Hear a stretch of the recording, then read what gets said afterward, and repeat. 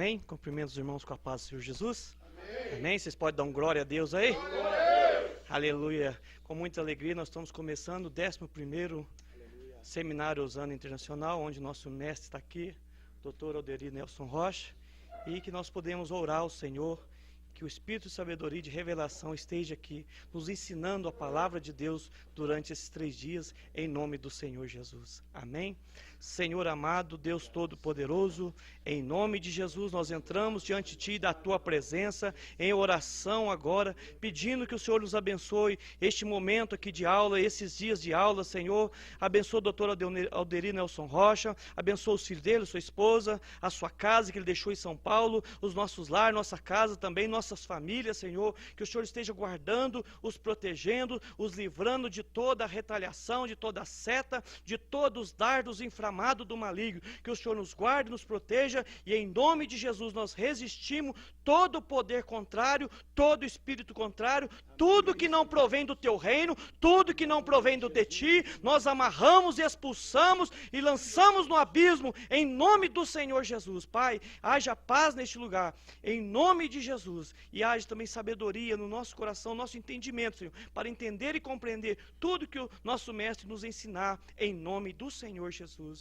Diga amém. Amém. Digam glória a Deus. Glória a Deus. Aleluia.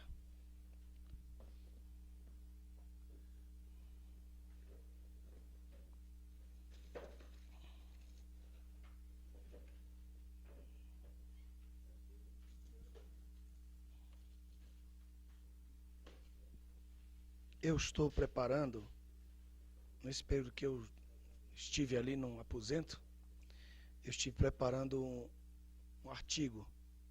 Então eu escrevi umas páginas sobre o que nós falamos no almoço. Eu escrevi com todos os detalhes de tudo que nós falamos. É verdade. Eu escrevi. Aleluia. Então eu vou tirar ali uma cópia na nossa impressora e vou dar para cada um de vocês. Tá bom? Te amo, meu mestre. Te amo, meu mestre. Você que está ouvindo na televisão, nós estávamos falando sobre a predestinação como uma doutrina de destino. Ela é predestino. Então eu estava falando com o pastor Moacir, que está ali na frente de vocês, dá para ver só o cabelo dele. Ali está.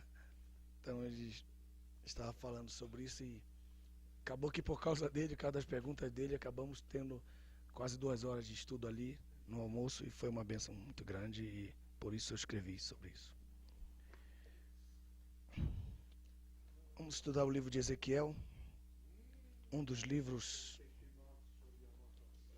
que eu espero há muitos anos da aula. Nunca dei.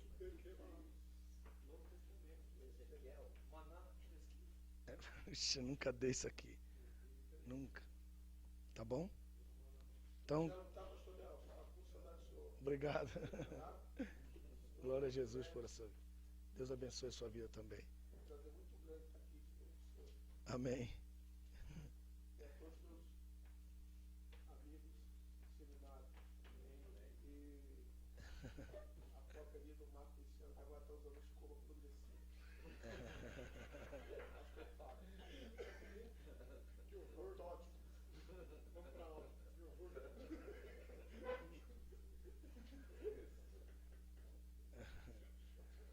Já? Estão prontos? Amém. Capítulo 1 de Ezequiel.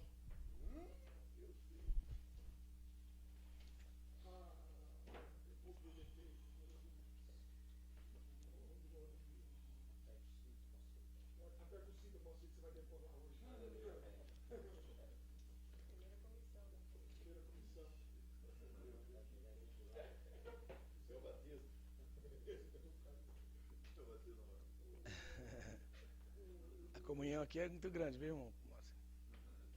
Pastor.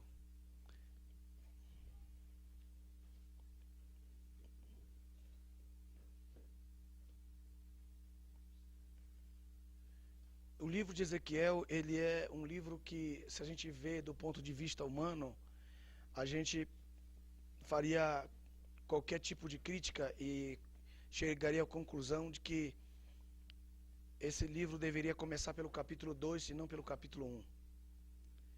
Porque o capítulo 1 fala da visão, que foi a primeira visão, a visão dos querubins, e foi a primeira visão que ele teve, uma visão fantástica do trabalho do Espírito de Deus entre os querubins. E o capítulo 2, quando o Senhor chama Ezequiel, chamado de Ezequiel. Capítulo 2, versículo 1, alguém pode ler? E disse-me, filho do homem, põe-te em pé e falarei contigo. Então, o chamado de um homem, quando Deus, todos os homens que Deus chamou na Bíblia estavam caídos, todos eles. Essa é a condição para ser chamado, é estar humilhado. Deus nunca vai chamar um homem em exaltação.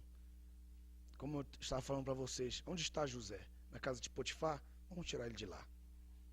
A postura, se Deus chama um homem em pé, esse homem vai se orgulhar, ele vai ficar orgulhoso. Então, Deus espera que ele fique desvalorizado, para que a glória seja de Deus e não do homem. Porque se ele estiver em pé, ele não vai estar nunca consertando a rede furada da decepção, como ele chamou os seus apóstolos no início. O que eles estavam fazendo? Consertando a rede. E outro, lavando a rede. Lavando a rede triste, doutor Aldo, decepcionado, porque não pescou nada. E o outro consertando a rede, porque um peixe mais forte passou por aquele buraco ali, rasgou a rede dele e ele voltou. Você senti a bênção na minha mão, senti na rede. Quando eu puxei, ela escapou, rasgou a minha rede. Volto para o trabalho, o local do meu trabalho, triste, porque eu não tenho nada para oferecer. E o Senhor Jesus chama os seus apóstolos nessa condição, caídos, tristes, frustrados, porque eles não pescaram nada. Toda vez que você disser, eu estou bem economicamente, eu sou bom, eu sou o melhor, eu sou o único, tudo palavras que só para Deus, só são destinadas a Deus. Bom, único, melhor, melhor dos melhores, são palavras destinadas só para Deus. Nós somos fabricantes de pedras afogueadas. Nós somos fabricantes de pedras afogueadas para Deus. Então, em todas as circunstâncias que Deus chamou um homem, você pode ver que ele estava numa condição de caído. Ponte de pé. Então, vamos falar. Deus podia fazer como um homem conhece. Porque quanto mais caído, melhor para aquele que se exalta. Se ele encontra uma pessoa caída, mais fácil para ele apontar o dedo, mais fácil para ele cuspir na cara da pessoa. Mas Deus não. Deus, quando chama um homem, ele quer colocar o homem cara a cara, no mesmo nível de Deus. Deus quer colocar o homem no seu nível, para que ele possa, então, entender qual é o propósito de Deus. E, em segundo lugar, para ele ser o substituto de Deus, para ele ser o representante de Deus. Deus chama você, Moacir, de pé para falar contigo cara a cara, na condição dele. Moisés falava com Deus cara a cara porque ele estava de pé. Mas Moisés foi encontrado no chão, caído, arrebentado, exilado na casa do sogro dele. Ponte de pé, fica em pé, filho do homem. Só o filho do homem tem capacidade de cair como levantar. O justo cairá 7 vezes e poderá se levantar 7 vezes também. Mas se ele cair a 8ª vez, Deus chama o filho dele, que também tem mais 7. Se o filho dele cair, e de novo, aí ele vai para o neto dele, que já tem mais 7. Aleluia! Glória a Deus! Meu Deus! Então Deus nunca vai predestinar você, ele predestina a semente. Isso vocês ainda não sabiam. O início da profecia é essa, a tua semente. A tua semente esmagará ou ferirá a cabeça dele. É semente. Deus não trata com pessoa, Deus trata com semente. Por que ele falou assim? Porque se o pai não quiser, o filho quererá. Se o filho não quiser, o neto quererá. E se o neto não quiser, o bisneto quererá. Mas de alguma forma, até a 4ª geração, alguém vai fazer. Aleluia. Alguém fará. Alguém há de fazer.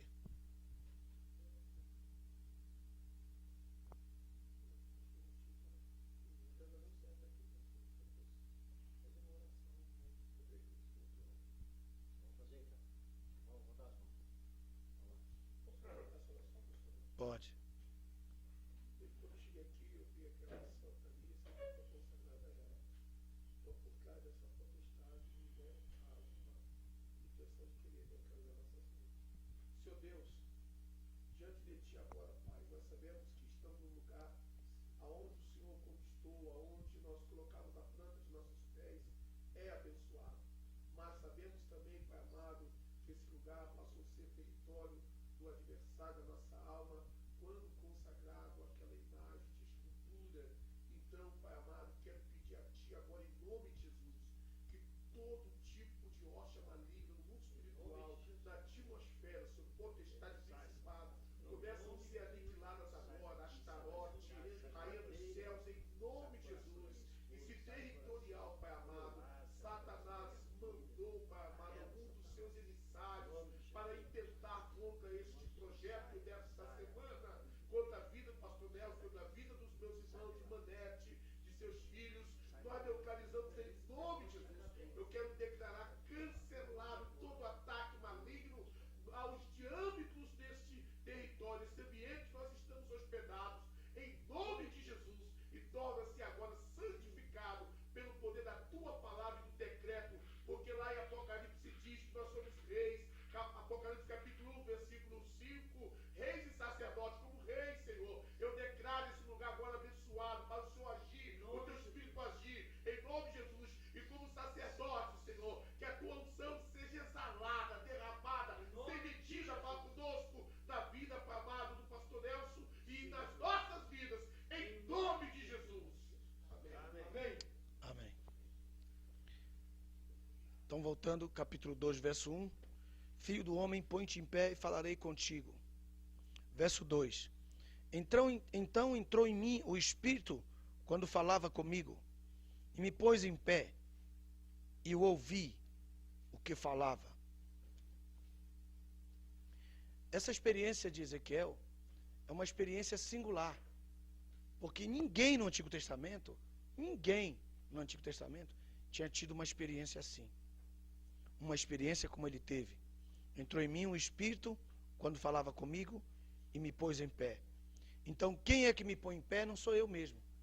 Quem me põe em pé é o Espírito de Deus. Glória a Jesus. Verso 2. Então entrou em mim o Espírito quando falava comigo e me pôs em pé, e eu ouvi o que falava. E me disse: Filho do homem, eu te envio aos homens de Israel, às nações rebeldes que se rebelaram contra mim. Eles e seus pais prevaricaram contra mim até este mesmo dia. E os filhos são de semblante duro, obstinados de coração, e eu te envio a eles, e lhe dirás: assim diz o Senhor Jeová. E eles, quer ouçam, quer deixem de ouvir, porque eles são cara rebelde, hão de saber que esteve nele, no meio deles, um profeta. E tu, ó filho do homem, não temas, nem temas as suas palavras, ainda que sejam sarças e espinhos para contigo, e tu habites com escorpiões. Não temas as suas palavras, nem te assustes com o rosto deles, porque são cara rebelde. Mas tu lhes dirás as minhas palavras, quer ouçam, quer deixem de ouvir, pois são rebeldes. Mas tu, ó filho do homem, ouve o que eu te digo, e não sejas rebelde como a casa rebelde. Abre a tua boca e come o que eu te dou. E então vi, e eis que uma mão se estendia para mim, e eis que nela estava escrito um rolo de livro. E estendeu diante de mim, e estava escrito por dentro e por fora. E nele se achavam escritas lamentações e suspiros e ais. Então este livro que ele estava recebendo era o livro de Apocalipse. Esse livro aqui era o livro de Apocalipse. Era o livro que está registrado também no livro de Apocalipse. Porque nesse livro de Apocalipse estão escritas lamentações, ais, e também, aqui está suspiro, não é? Mas originalmente é intenções proféticas. Intenções, quem dera que fosse assim, suspiros proféticos. Então, verso 3, depois me disse: filho do homem, come o que achares come este rolo e vai e fala à casa de Israel. E então abri a minha boca e me deu a comer o rolo. E me disse, filho do homem, dá de comer o teu ventre e enche as tuas entranhas deste rolo que eu te dou. Então eu comi e era a minha boca doce como mel. Por quê? Porque a palavra profética para você é agradável como você está recebendo agora. Mas quando você coloca nas suas entranhas, ela ficará amarga. Então você terá que vomitá-la. E quando você prega, você está vomitando a palavra que você já experimentou. Glorificado seja o nome do Senhor. Então, quando você come, ela é doce, igual está sendo doce agora. Mas a partir do momento que você come e você coloca nas suas entranhas, elas ficam amargas. Então você vai ter que vomitá-las, que é essa atitude. O que você profetiza é o vômito delas, dessas palavras. A sua palavra profética é o vômito das palavras que você já experimentou. E ela não é sua, ela é para você experimentar. Deus não vai querer que você faça um trabalho sem você experimentar primeiro aquela palavra que você está recebendo. Aí ele disse, verso 4, filho do homem, vai e entra na casa de Israel e diz-lhe as minhas palavras. Tu não és enviado a um povo de estranha língua, nem de língua difícil, mas a casa de Israel. Nem a muitos povos de estranha fala e língua difícil, cujas palavras não possas entender. Se eu aos tais te enviara, certamente darei ouvidos. Mas a casa de Israel não te quererá dar ouvidos, porque não me querem dar ouvidos a mim, porque toda a casa de Israel é de rosto obstinado e de dura de coração. E eis que fiz duro o teu rosto contra o seu rosto, e forte a tua fronte contra a fronte deles. Então você não é fraco. Deus vai te dar a mesma fortaleza que os teus inimigos têm. As mesmas pessoas que te ouvem e que você crê que elas são fortes, elas só estão sendo a projeção do seu rosto. Claro que se você não enfrenta a tribulação, não enfrenta os de dura cerviz, os obstinados de coração mau, então você não dá valor a essa palavra. Mas o dia que você estiver pastoreando, que você encontrar pessoas rebeldes, essas pessoas são a projeção da autoridade que você tem. Então você não tem que ficar triste porque elas são rebeldes. Você tem que ficar alegre porque você é forte. Aleluia! Meu Deus! Palavra, meu Deus. Aleluia. Verso 8. Eis que te fiz duro o teu rosto contra o seu rosto. Então você tem que sentir isso. Do jeito que você acha os crentes rebeldes, eles acham você ruim. Do jeito que você considera que eles são tribulosos, eles também dizem que você é tremendo.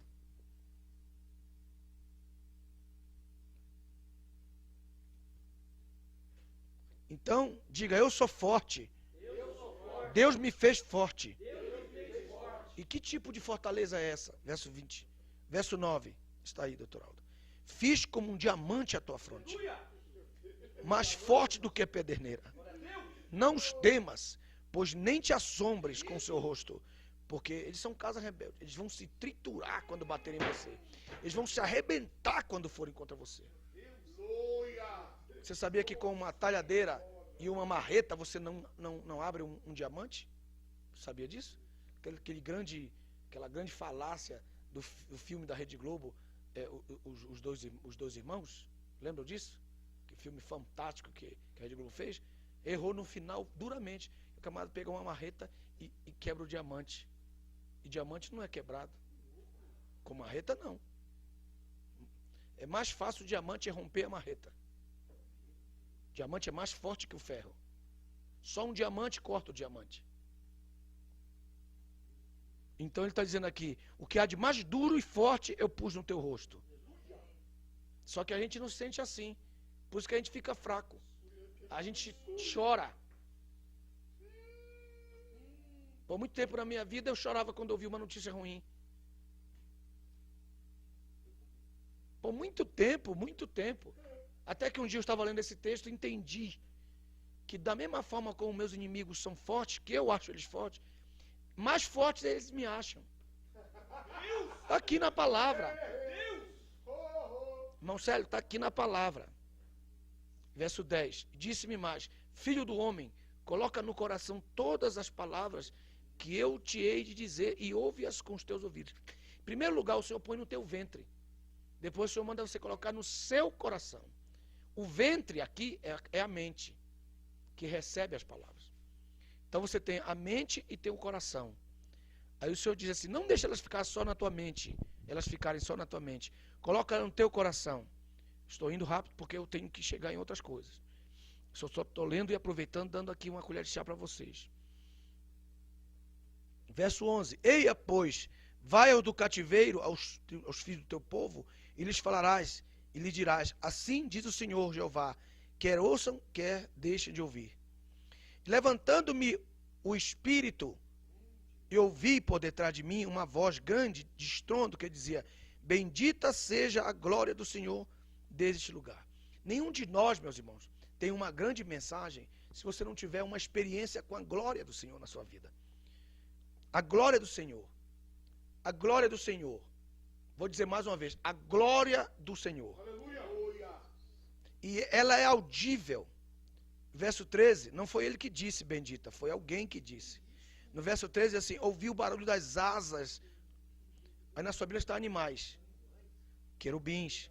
Ouvi o barulho das asas dos animais, que tocavam umas nas outras, e o barulho das rodas defronte deles, e o sonido de um grande estrondo. Então o Espírito me levantou e me levou, e eu fui triste no ardor do meu espírito, que é humano.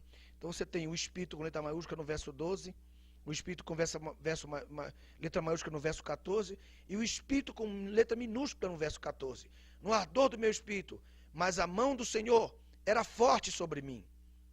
E eu vinha os do cativeiro até o Abibe, dizer, Tel Aviv hoje, que moravam junto ao rio Quedar, e eu morava onde eles moravam. E fiquei ali 7 dias, pasmado no meio deles. Então você tem que se identificar com as pessoas que você prega, que você ensina. Você não pode ser pregador de púlpito, que prega e vai embora.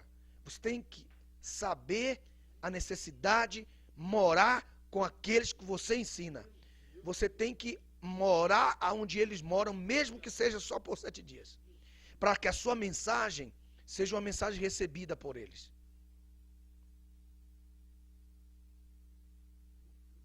Verso 16. Sucedeu que ao fim de 7 dias, veio a palavra do Senhor dizendo: filho do homem, eu te dei por atralaia sobre a casa de Israel, e tu da minha boca ouvirás palavras e os avisarás da minha parte.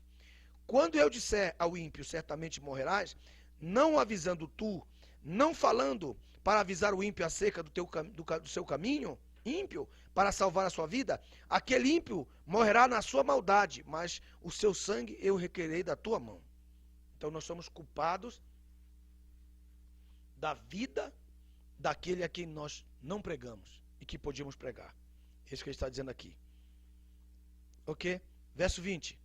Semelhantemente, quando o justo se desviar da sua justiça e fizer maldade, e eu puser diante dele um tropeço, ele morrerá. Porque, não avisando tu, no seu pecado morrerá, e suas justiças que praticara não virão em memória, mas o seu sangue da tua mão requererei. Mas avisando tu o justo, para que o justo não peque, e ele não pecar, certamente verá, porque foi avisado, e tu livraste a tua alma. A mão do Senhor estava sobre mim ali, e ele me disse: levanta-te e sai ao vale, e ali falarei contigo. Então o vale é um lugar onde Deus tem preparado para você renovar a sua mensagem, para você renovar a sua vida, para você renovar a sua espiritualidade. O vale é o lugar que Deus tem, que é especial só para você. Verso 23, me levantei e me saí ao vale, e eis que a glória do Senhor estava ali, como a glória que vi junto ao rio Quedar, e caí sobre meu rosto. Entrou em mim o Espírito, e me pôs em pé, e falou comigo, e me disse: entra, inserte dentro da tua casa. Eu quero que vocês vejam aqui uma pequena diferença dessa entrada e saída do Espírito, que é doutrina, é básica, senão você não vai entender. No Novo Testamento, o Espírito Santo, ele entra, o Espírito Santo entra no teu espírito humano e ele fica. Ele fica. Ele fica. No Antigo Testamento, o Espírito Santo, ele não entrava no espírito humano. Ele entrava na alma. Na alma. E permanecia alguns minutos, algum tempo. A pessoa era como se fosse possuída do Espírito. E o que ela fazia,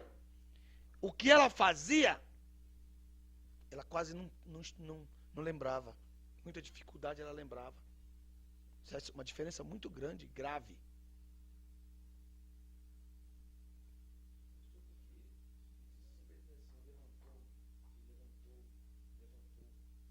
Porque a tristeza dele era muito grande por causa do cativeiro. Nesse período em que ele profetiza, toda Israel estava dispersa, cativa, e a tribo de Judá também estava cativa. Ele vem depois de Jeremias trazer uma mensagem do pessoal do cativeiro. Ele não mora na terra dele. Ele é levado para o pessoal do cativeiro. Um homem que leva uma mensagem para o cativeiro. Esse homem ficou livre. Ele ficou livre para trazer uma mensagem para as pessoas que estavam no cativeiro. Mas ele foi não o pessoal do cativeiro de Babilônia, o pessoal do cativeiro de Israel.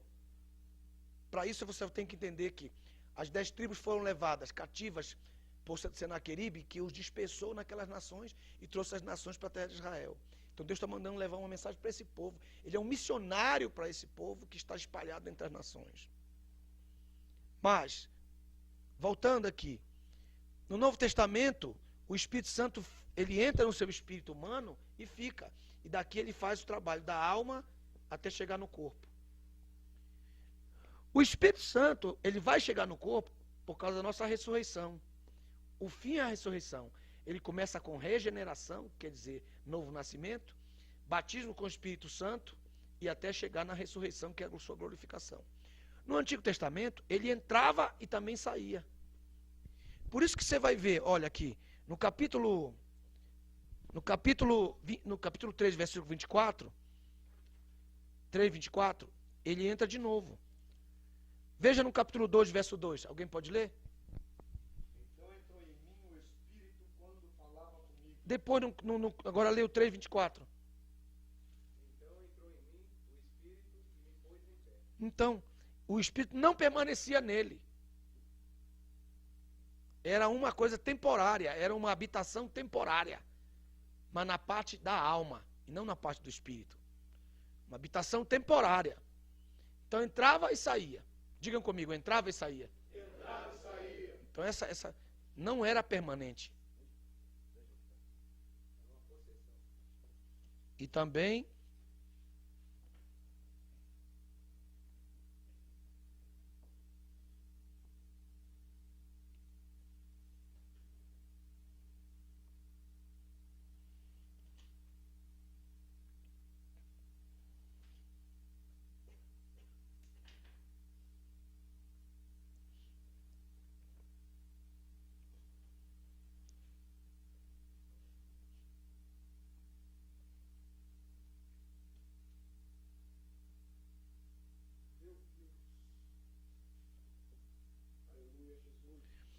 nesse capítulo, se a gente fosse ficar só nisso, mas não é isso, é o chamado do profeta, chamado do profeta está todo aqui. Estão as tribulações do profeta, o vale que o profeta fala, o levantamento do profeta, como Deus toma o profeta.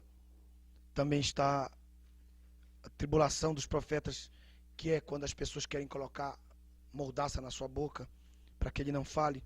Como o versículo 25, porque, ó filho do homem, eis que porão cordas sobre ti, te ligarão com elas, e não sairás, pois no meio deles.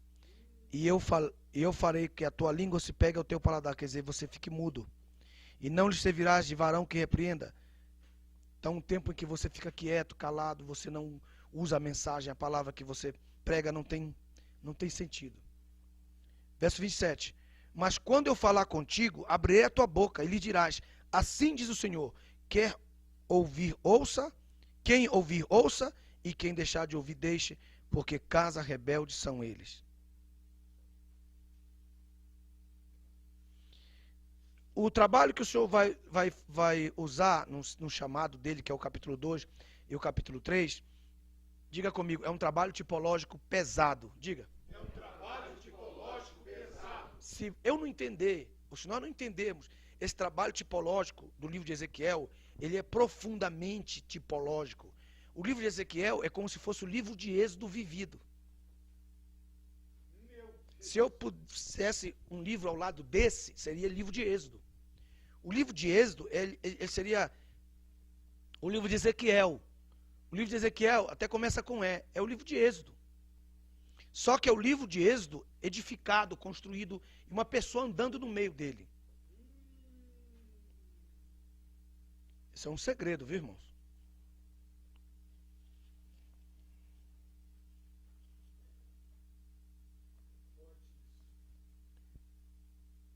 Eu queria passar a mão de vocês, aqueles mapas, por favor. Passa para eles um mapa para ficar na sua mesa, porque nós vamos precisar deles. Queria que você abrisse na sua mesa, deixasse ele esticado. Pode riscar nele, que é seu, é para você.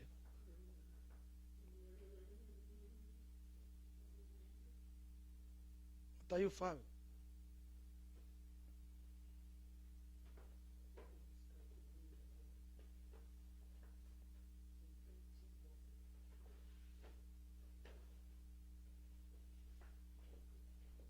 Você põe a sua Bíblia em cima dele, puxa ele para o teu lado das tuas pernas para baixo e deixa ele com as caras dos querubins para cima. Você vai ficar especialista nisso aí.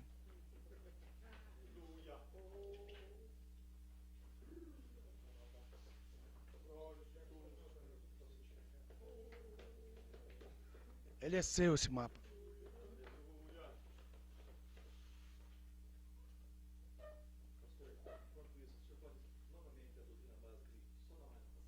Sim, claro. O homem é espírito, alma e corpo, né? Alma que tem espírito e corpo. No novo nascimento, o Espírito Santo vem habitar no teu espírito humano. E dali ele faz o trabalho da regeneração até chegar à glorificação, que é a ressurreição. Ou transformação. Ok? No Antigo Testamento, ele não podia entrar no espírito humano. Porque requeria dele o novo nascimento. E ninguém no Antigo Testamento foi nascido de novo. Então, por causa disso, ele entrava e saía. Porque ele não habitava no espírito humano.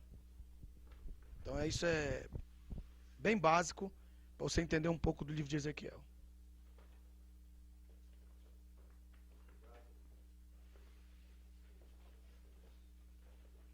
Obrigado. É sua. Isso é seu.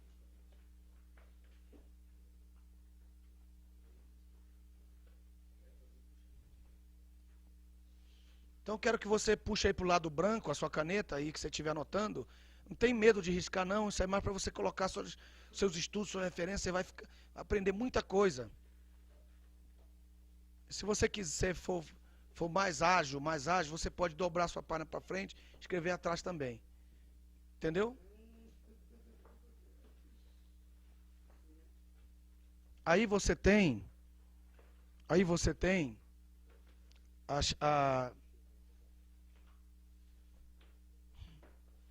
é que eu não posso ficar falando, preciso que vocês usem a inteligência e me ajudem. Muito bem. Então aí você tem a face. Você pode colocar aqui a televisão, né? Que você tem então na frente. Aqui você tem então as faces dos querubins. Muito bem. Eu tinha a princípio, os irmãos estão aí? Amém. Desse desenho, a princípio eu tinha pedido, porque eles estão de joelho. Eles estão de joelho, numa posição de joelho. Se pudesse colocar, seria assim, ó. Então, seria mais ou menos assim. Tá pegando, Neto? Aqui seria a pata deles. eu dei de presente esse cartaz na minha igreja para alguns pastores, e alguns pastores devolveram. E disseram assim, essa coisa de demônio, não quero isso não. Eu falei, foi. A maioria saiu feliz. Mas os 4 ou 5 voltaram e devolveram. Disse, isso é demônio, isso aqui eu não quero demônio na minha vida não, eles falaram. Por falta de conhecimento da palavra de Deus. Então, aí quando eu estava fazendo o desenho, eu fiz isso no México, quando eu era missionário. E quem pintou foi um irmão chamado Cutilho, mas o desenho foi meu, eu fiz o desenho. Mas no meu desenho original, eu tinha colocado aqui aparecendo as patas. Mas eu não pus por causa do escândalo de muitas pessoas. Mas originalmente, os querubins têm patas de bezerro. Originalmente, a natureza deles é a natureza de bezerro. Originalmente. Entendeu? Tem jeito de colocar ele ali, Fábio, aí prender ele ali? Vou ficar... Ou senão você vai perder. Eu acho que eles têm uma fita, né? Tem aí? O Neto tem.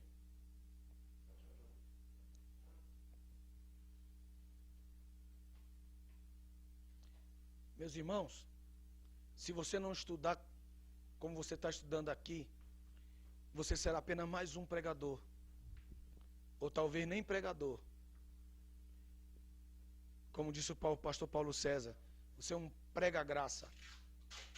Não é verdade? E ele foi muito feliz quando disse isso.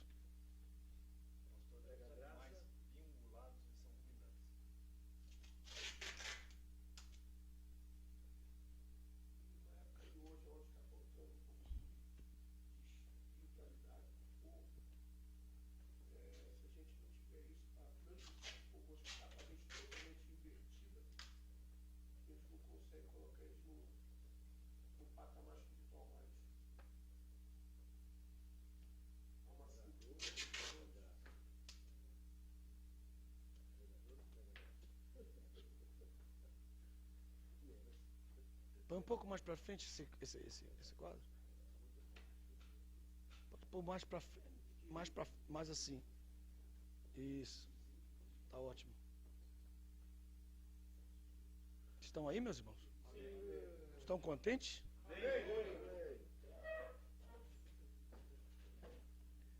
Uma das prerrogativas mais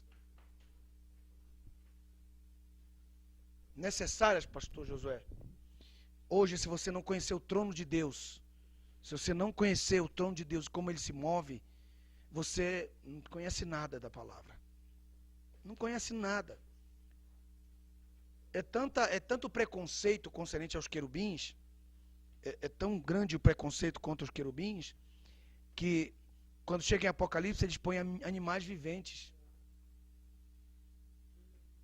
Eles não falam claramente que eles têm medo de colocar querubins, que são querubins, por causa da falta de entendimento. Mas eu tenho isso aqui com uma coisa tão natural, porque eu coloquei aqui, parece que eles são como fogo, eles são como brasas. Você pode perceber que a cor é como brasa, é do jeito mesmo que eles são. Aí, assim mesmo, desse jeito aí. Viu, meus irmãos? Eu pastoreava uma igreja em Belo Horizonte, e as irmãs do ciclo de oração, um dia estavam tudo lá de fora, com a mão levantada assim, dizendo, Senhor, repreende esse demônio, repreende esse demônio. E eu cuidava delas, porque eu que dava estudo para elas. Você entendeu? Então, quando eu vinha de onde não tinha carro, de longe, assim, umas 2 quarteirões, eu via elas em frente à igreja, dando voltas assim, para lá e para cá. Eu disse, o que aconteceu na minha igreja? Aí eu fui lá e elas encontraram. Aí veio a irmã Lúcia e disse, pastor Nelson, tem um demônio muito grande aí dentro da igreja que a gente não pode expulsar de jeito nenhum. Aí eu disse assim, como é que eles são? Eles têm cara de leão, cara de águia e cara de boi. Eram querubins. E elas estavam vendo querubins chamando demônios para eles. Então eu disse, irmã, vamos entrar, porque são anjos de Deus. Então eu as trouxe para o interior da igreja. E aquelas irmãs eram de oração, não eram muitas, mas 18 irmãs sustentavam o nosso ministério na oração, com a irmã Lúcia, que era a presidente da oração ali. Mas, se você não tiver uma experiência mesmo, você tomar isso como uma realidade na sua vida, você nunca vai ser, você vai ser um pregador muito superficial na sua vida. A cara deles, cada um deles. Quero que vocês anotem aqui pelas asas, alguma coisa com a caneta preta. Mas eu quero que vocês anotem. A cara dele, de leão, representa o reino de Deus. Representa o reino de Deus. Tudo que está ligado ao reino de Deus. Tudo que está relacionado ao reino de Deus. A realeza, as parábolas do reino. A nossa herança, bendito, entra, bendito de meu Pai. Possui por herança o reino, tá? Que está preparado antes da fundação do mundo. Tudo que está ligado a antes da fundação do mundo está ligado à cara de leão. É cara do reino. A visão do reino de Deus. A visão dele como rei. Aleluia.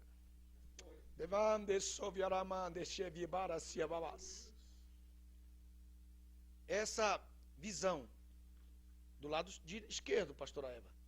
Cara de leão ali, ó. Lá é cara de boi. Essa visão aí, vocês estão vendo do outro lado. Por que eu não pus 2 leões para você ver do outro lado? Senão você não ia saber. Entendeu? Então a de boi está ali do lado esquerdo. E tem uma águia. E tem um homem. Eu pus o homem dos 2 lados. Estão aí, meus irmãos? Amém. Então, essa visão do boi, que está do lado daqui, é a visão do serviço. Ser servo. Você nunca poderá ser só leão no seu ministério. Nunca. Você tem que servir.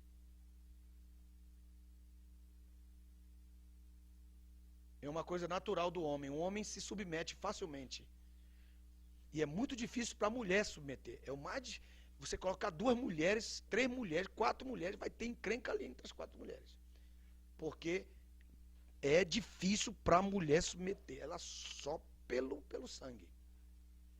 Mas também é fácil para ela amar. E para o homem é difícil amar. Então o que é difícil para o homem? Amar.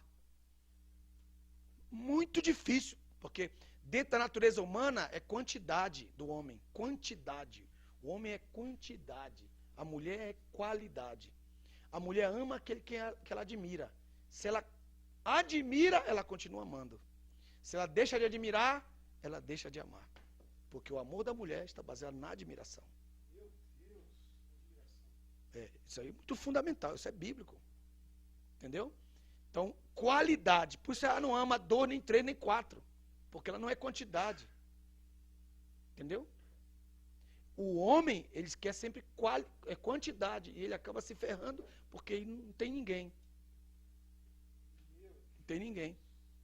Então, automaticamente, aqui a visão do servo aí, do servo, é de submissão. É a visão da submissão, de se colocar debaixo de autoridade.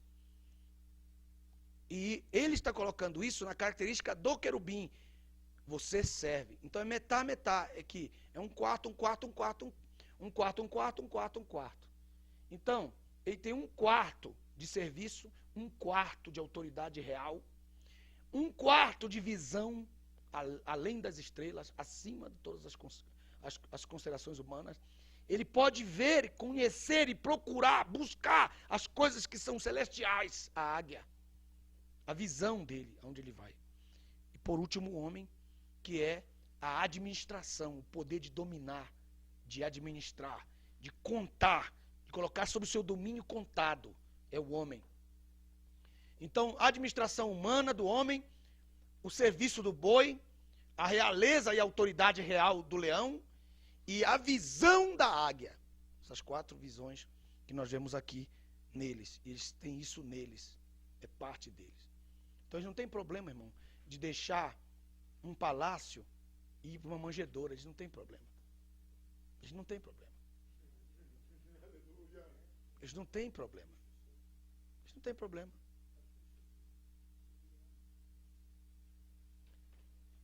Não tem problema. Eles não têm esse problema.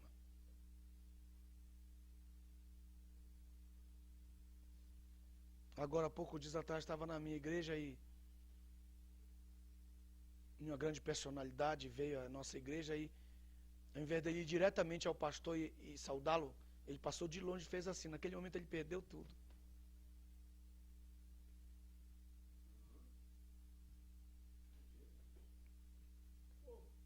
Porque O orgulho dele de não se submeter, de não se curvar. Até aquele momento, o meu pastor estava pensando fazer algo com ele. Naquele momento que ele não se humilhou e veio até ele, para ele dar a mão e baixar a cabeça, dizer, estou aqui para servir, na frente de todo mundo, ele perdeu tudo, ele fez de longe. Quando ele fez assim, todo mundo fez, que pena. Foi ali que ele perdeu. Então, esse boi não pode ser algo difícil na sua vida, irmão. Esse boi aí tem força. O boi tem mais força que o leão, meus irmãos. O boi é mais forte que o leão. Mas ele não sabe usar a força dele. Ele nem sabe que ele tem força. Porque na verdade a força dele é para servir. A força dele é para servir. Tá bom, meus irmãos? Agora escute bem, o leão não é caçador. O leão não é caçador, ele reina. O trabalho do leão é reinar, é liderar. Ele não é caçador. Quem caça para ele é a leoa. E cada leão tem que saber se tem ou não tem uma leoa. Uma leoa que caça tudo. Sim, senhor.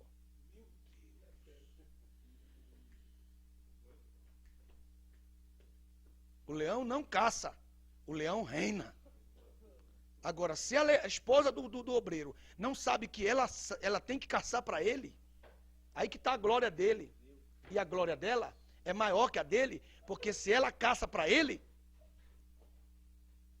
ela sempre será amada. Guarde isso bem guardado. Caça? Ela cobri-lo. Nunca deixar nenhum problema chegar até ele. Ela resolve antes de chegar. Meu Deus. Tem mulher, irmão, que só traz problema. Ela não consegue resolver o problema antes de chegar. A caçadora protege o leão. Aleluia. Ela caça o leão. Ela caça para o leão. Isso aqui é, sim, senhor.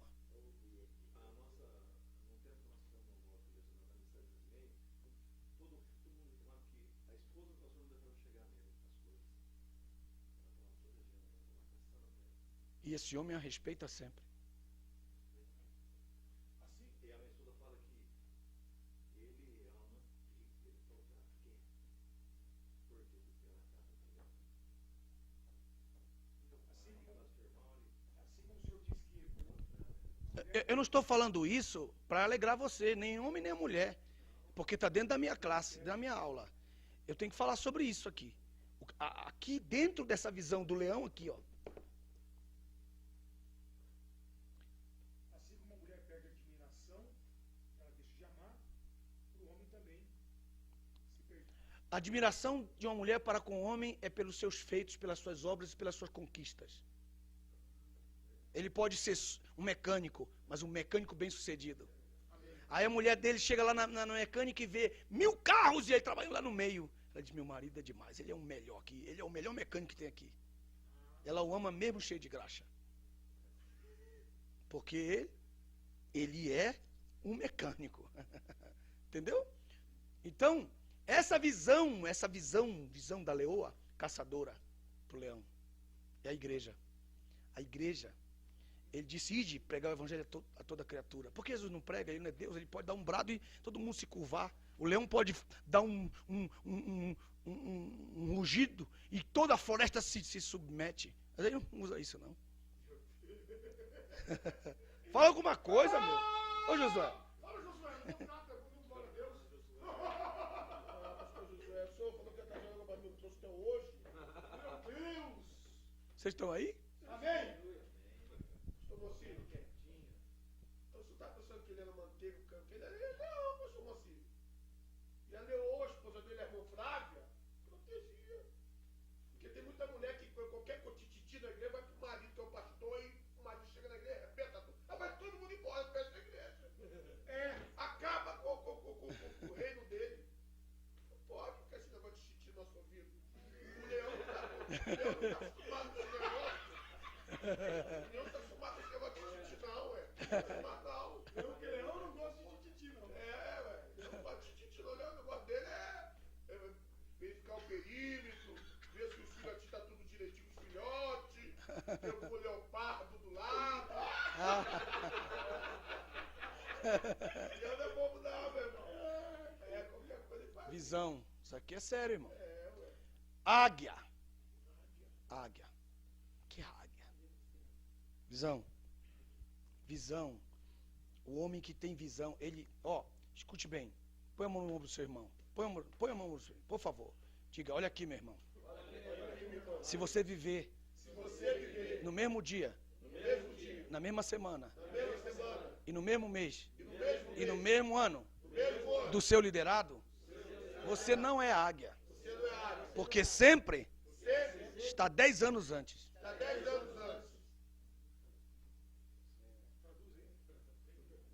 Quer que eu prove na Bíblia isso? Você está vivendo ali junto com ele, É. mas você já está lá na frente. Sim, senhor. Você está puxando ele. Sim, senhor. É águia. A pessoa, o seu... Vou ler para vocês.